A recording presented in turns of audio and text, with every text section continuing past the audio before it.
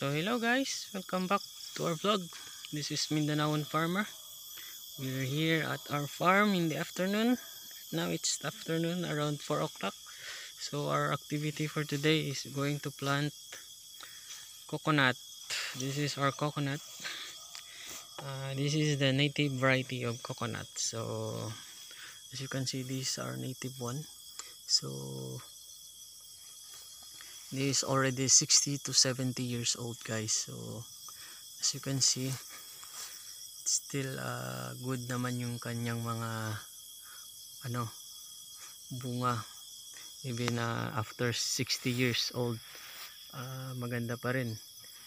So kaya ito yung tinanim ko instead of hybrid, kasi this is proven and tested for how many years, the native one. So we are not sure about the hybrid if it's fits in our area or in our I mean in our farm. So kaya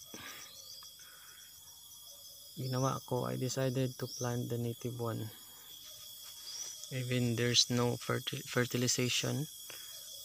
Di kami nag-abono. It was not fertilized around 2 years, but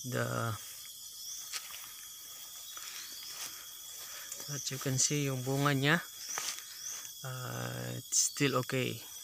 So, and also my advice for when you start a farm, you produce your own fertilizer. So these are my newly harvest vermicast. As you can see, it's still moist, fresh na fresh. So isa sa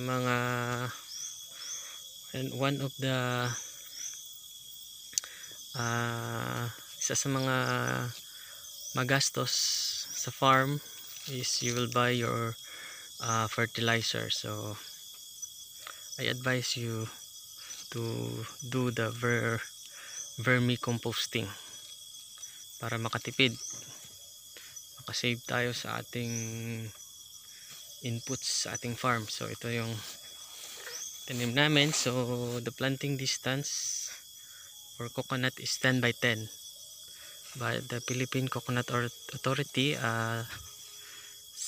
Told it is okay to plant 8 meters by 10 meters.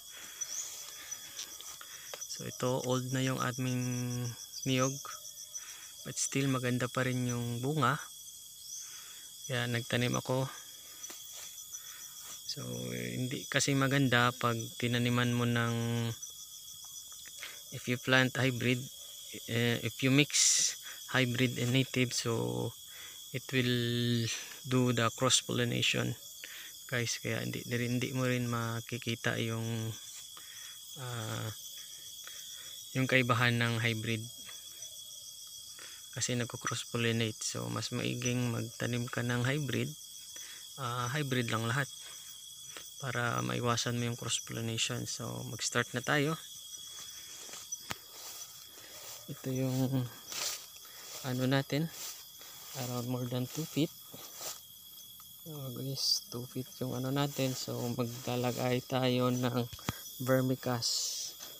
So estimate lang yung vermicast ko guys is around half kilo, kasi short tayo ng vermicast.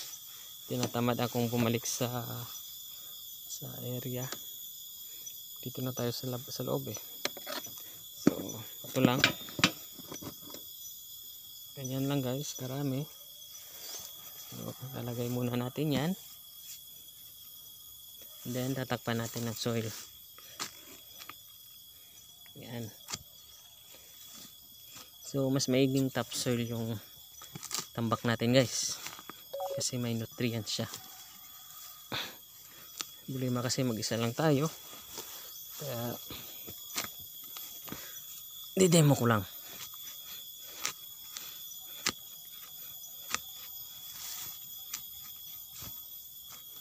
Yun, pag na okay na guys, so tatalagay natin. Ito yung native namin guys, sobrang laki kung compare mo. So itatanim natin siya, takpan lang natin, yun, mas ganyan lang, diretso na siya tatakpan. So yun lang yung ginagawa ko guys sa farm, tapos takpan mo lang siya.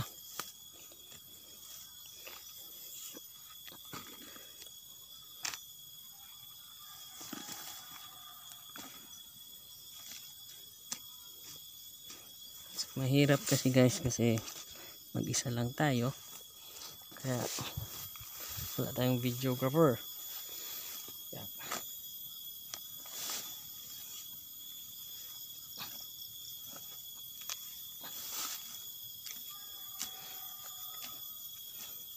Yan, yun, ayusin lang natin. So it's done na guys. So ito na yung finished product. So dito tayo kumuha guys sa topsoil to cover the coconut, kasi yun yung may nutrients, kaysa yung ito na galing sa baba, so wala yung nutrients guys. Yan yung sa mga, yan yung paano magtanim. So check natin yung dito na side. So okay na siya. Yan, nagtanim tayo papunta doon guys, kasi medyo matagal na to.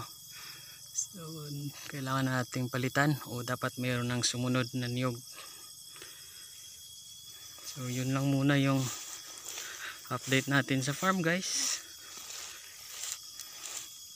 So by the way guys, I mean this coconut was planted by our grandparents, kaya medyo matagal na to. It is proven naman na maganda talaga yung native, kasi naglalas siya, and also hindi siya prone sa mga sakit. Hindi natin alam sa mga hybrid kung ano yung effect niya, o saan ba siya hiyang. So yun lang muna guys, salamat.